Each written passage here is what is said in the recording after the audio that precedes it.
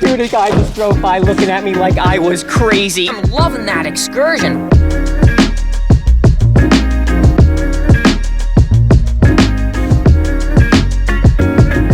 Hey, what's going on YouTube? EXO coming at you here, just sitting in the Corolla. I just dropped a lease off at work this morning because I had high hopes for replacing the head unit in this thing. The dang output as far as the bass goes is killing me with those filters, but it looks like I got bigger fish to fry. Something about that left-hand side subwoofer ain't moving properly, so we'll have to diagnose that problem. Hopefully the damage isn't too severe, because all I want to do is swap out the dang double din today. So let's go ahead and see if we can bust out something a little magical here. So to get this party started, I can sort of illustrate two problems at once when I turn everything to max volume and go below 30 hertz. To exemplify what I'm talking about, I'm gonna play 25 hertz and just turn it up. See what happens here? All right, well, as you can see, we're getting like, I don't know, not full movement on that subwoofer. But look at this one. Why isn't it moving the same amount? Uh-oh, something's not right. But even so, we got plenty more excursion left on this woofer, but even something ain't right on this woofer. So we're gonna try to distinguish what's what, but either way, the output filter's being hammered subsonically, if you know what I'm saying. I'm utilizing the signal from this stock 6x9 to feed into the LC2I, but really I'm only as good as my source unit. So really, I think I'm just dealing with the infamous case of the head unit chopping off the bass way too prematurely. They don't expect a bass head to be behind the wheel after all. They're just trying to protect their precious stock speakers and the door panels. So let's go ahead and see if we do actually have a problem with that sub.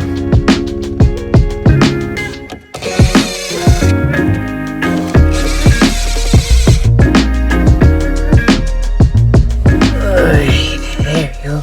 See if we can notice anything here. Everything's looking good on the wire, plumbs right into the push terminals, nice and securely tightened there, and then it goes over to the dual voice coil.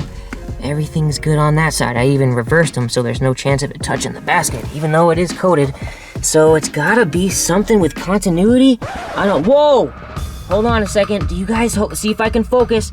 I'm seeing a stray wrap in there. Looks like some of the voice coil came de-lammed and maybe it snapped there. Hold on, let me see if I can focus. Looks like that winding snapped off right where it starts to bend upwards on the former. It's a shame too, because that coil looks decent. It's still super stiff, no signs of over excursion on the triple either. All those leads look mint, man. So it just must have been a random fluke on this single woofer. I mean, after all, we were babying this thing. This is my wife's setup and she barely listens to it loud. So here I am yet again in another situation where they don't even make this thing anymore. I'll have to figure out a different solution, but I'm not letting that stop me. I'm going right up to that head unit.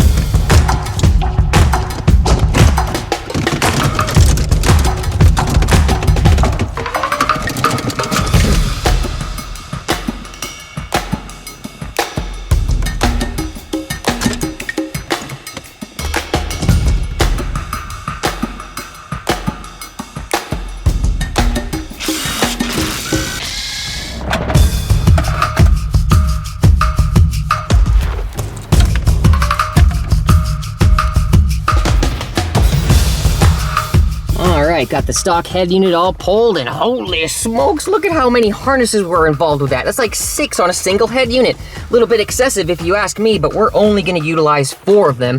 The first will be this aftermarket harness to retain our backup camera. The second will be the power for our head unit. The third will be the external pigtail for our rear speakers. And then lastly, we need to adapt the antenna so we can plug it into the new deck. It's nice to find a make that keeps all the consistent colors, so there'll be no guessing here. We're gonna go wire for wire and get them all soldered up.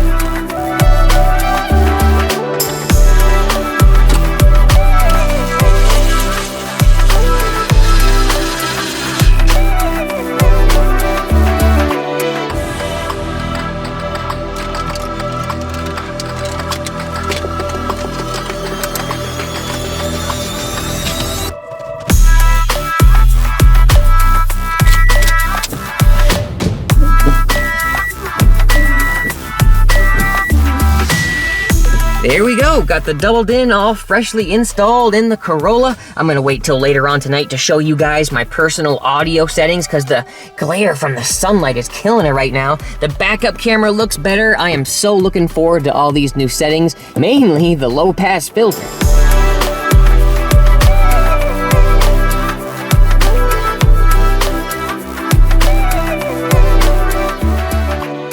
Okay, so here we are later on the night. It's about 10:30. We got the head unit all queued up. All I'm gonna do is go through some basic settings to get us back on the road. So let's get past this splash screen, doing a little demo mode here. And I don't really care about the clock settings or anything like that, so I'm gonna skip that screen too. Looks like our radio antenna's working, so I can hear some static coming over the FM, AM, FM. So let's go ahead and dive right into these audio settings. First up and most important is obviously our crossovers, and it is the first setting that it gives us. And this all right here is kind of novelty. I'm not even gonna worry about picking which type of speaker. I'm gonna do it all manually through this button right here, starting with the front. Now right now it's a pass-through. It's letting all of the bass signal travel to our speakers, which aren't even very capable at that. So we're gonna bring that all the way up to 80 hertz. Once I get a little bit more capable of drivers in the stock locations, I may be able to reduce that a little bit, but right now, they're that as much as they want to handle. And we're gonna bring the slope as much as we can all the way up. The steeper the slope, the less information it's gonna play every octave that it goes. So right now, per octave is gonna reduce it 24 dB, and then on the rear, we're gonna do the same dang thing. In fact, I may even go one notch higher up to 90 hertz because those have a little bit of a mechanical noise when the cones move. So I'm gonna bring that one up to 90, same slope right there. Again, this may be all just temporary until I can get some better drivers. And then the subwoofer, holy crap, 150 hertz. We're gonna bring that down to the 80 that we just were to kind of have them coalesce right there in the middle without too much of a dead zone. We're gonna bring that to 24 dB as well. Equalizer, let's go ahead and see what's going on in there. We have subwoofer level. I'm gonna leave that at 0 right now until we can do some testing with our multimeter. Bass extension, leaving that off. I'm leaving all flat EQ, so that screen I don't really need. Position and time alignment, I'm not doing that right now. I'm not looking for crazy SQ points, but as far as the fader goes, I probably will fade to the front about 2 notches, just because I know that from experience in here, the back runs a little hot. Volume offset, I don't need to worry about that. And then sound effects, this is going into the stuff that I obviously don't recommend, bass boost and loudness. You can get away with it on certain head units, but on this one, I'm just gonna go flat as can be. We get to go all the way up to volume 38 without any clipping. So right there, we're already in great shape. Just a straightforward head unit setup, nothing fancy.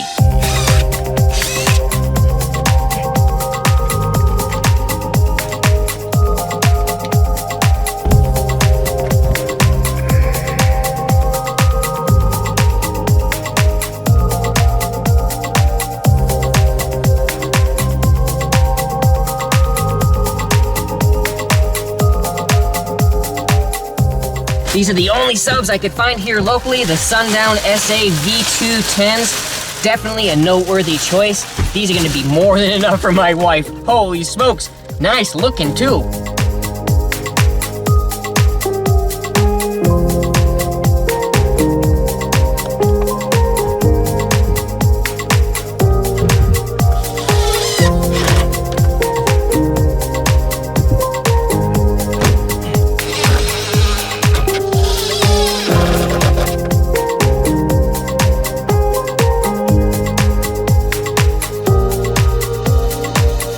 Here we are at the secret spot. I love coming out here and just doing some bassing. We are queued up at 25 hertz. Sorry about the lighting again. It's been crazy glaring today. We got the subwoofers ready to go. We're gonna do the exact same thing we did in the beginning of this video, showing you how much the head unit stunk on getting us those lows. We had a filtration problem on our stock head unit. Look at how much excursion we're getting now. Oh, buddy! Holy smokes! And then to even exaggerate it even more, the further you got down into the 20s and then obviously into the teens, the stock stereo system was like, heck no. So let's show you what it does here at 19 3/4. Still plenty of power on the RCA. the amplifier's still able to produce those notes instead of getting chopped off at the knees. And just to really exaggerate that, this is what a new head unit can do. No more cutting me off. 15 all the way, baby, full excursion. What the heck? And if you notice here, I've already got a problem. Let's go up to about 20 some odd hertz. You know these little vents here on the outside of your car? Listen to this thing just go nuts. Can you hear that thing just slapping away? Pop, pop, pop, pop, pop, pop, pop. See, as you know, most cars have these little vents to prevent a lot of moisture buildup in the trunk. So I think we're experiencing a lot of that little moisture flap. And it's actually kind of impressive how little I need to be on the knob to make that problem happen. Look, it's already doing it and the subs aren't even moving. Look at this. Hear it? That's how much of a pressure differential there is in your trunk when you start adding even a little bit of power on those cones. That's crazy. So clearly there's still plenty of little things to take care of that I could deaden to make it sound a heck of a lot better. I don't want to sound like a total doofus riding down the road like a bunch of plastic and rattling cans, but I gotta say, just from the head unit alone, I cannot believe how much the tweeters, the mids and highs up front, have improved. It eliminated so much annoying buzzing, humming, what sounded to be like clipping. I'm telling you, I was convinced that they were just done for. But with just that JVC, it sounds like I got a brand new set of tweeters up here. So even though I can't actively cross this over, it is on the same channel that I have down here. Being on that crossover from the head unit eliminates a lot of information that it has to chop off, so it ends up being a much more pleasurable experience. Bassheads Unite. What's going on, EXOcontralto? Come together as one. Driving real slow, turn that bass real low. Got the sounds of Halo, tune to the channel with EXO. Gotta take it to the level where the speakers beat. Pop out of the box, here they come out around for lots of miles and miles. Driving real slow, turn the bass real full of dynamite. 18 up in the back, bumping so hard I had to blow the amp in. Motherfuckers need to get some brackets at. Sound streams scalable to the back fix to the speakers. Turn the video and then talk. And I'll turn the metaboss to it all. In my van, I let it crawl, pushing 5,000 watts. In your deck in a custom box, you know it's EXO, cause it's Man. and they stare. From miles. Just a little bit of vocal fun there with something I won't get in trouble with since it's EXO. Who remembers that song, man, coming out from Sergius Halo way back in the day? Man, does that bring back some memories. Kudos to all the diehards who have been here for seemingly a lifetime. It's been almost 15 years online doing this. Pumping bass, doing what we love, and I don't have any signs of stopping. I'm telling you, Elise is gonna be so happy that she doesn't have a bunch of farts coming out of the front now. These speakers will definitely get me by, but I do plan on upgrading them to something that will fit in the existing spots. I don't have any grand plans for this thing. I pretty much just wanna keep it as simple as it gets with this simple box in the trunk. And it really does enough for me. It's more than enough for Elise. I am super pumped. Oh,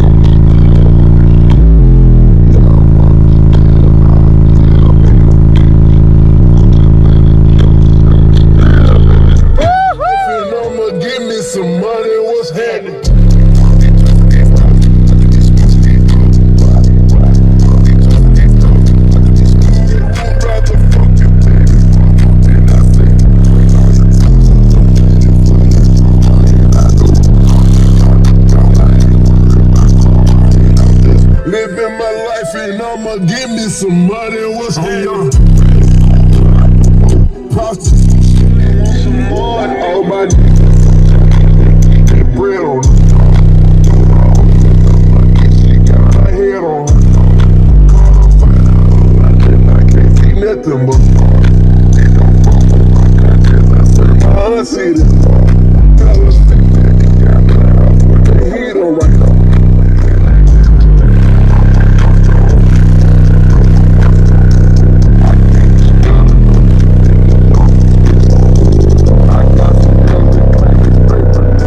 Dude, this guy just drove by looking at me like I was crazy. International harvester. Bunch of farmers around here, so they probably think I'm just some city guy. The lighting's getting terrible. Looks like we're losing sunlight, but these things are wanging, man. We opened up on the lows. I'm telling you, the stroke on these things, it's night and day. I'm loving that excursion. Whoa, watch what happens here. I got 20 hertz queued up.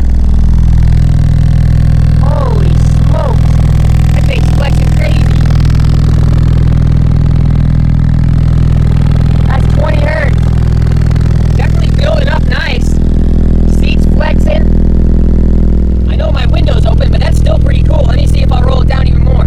That's 20 hertz right there. Holy crap, dude. That's moving a lot right here, too. Can you see that on camera? What the heck? Woo! Dang.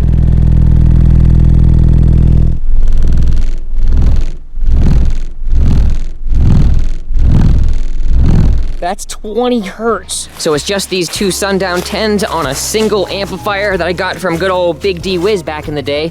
It was a mystery amplifier, but now everybody knows about the Smart series. This is a 3,000 watt Smart, and we got it on about 2 cubic feet after port and woofer displacement. I hope you enjoyed today's quick little video. Just wanted to throw something up, showing you that it doesn't always have to be the biggest and the baddest. I mean, this is what we drive mostly on a daily basis, and a couple 10s, man, getting into the 20s, definitely more than enough for what you need on a point A to point B. If you're interested on checking anything out, check out Showtime Electronics. We got the head unit, we got the subwoofers. It's always something to pique your interest, so check it out. And until the next video, this is EXO signing out. Had a great time today. I will catch you guys on the rebound. Stay loud, stay proud. I'll talk to you then.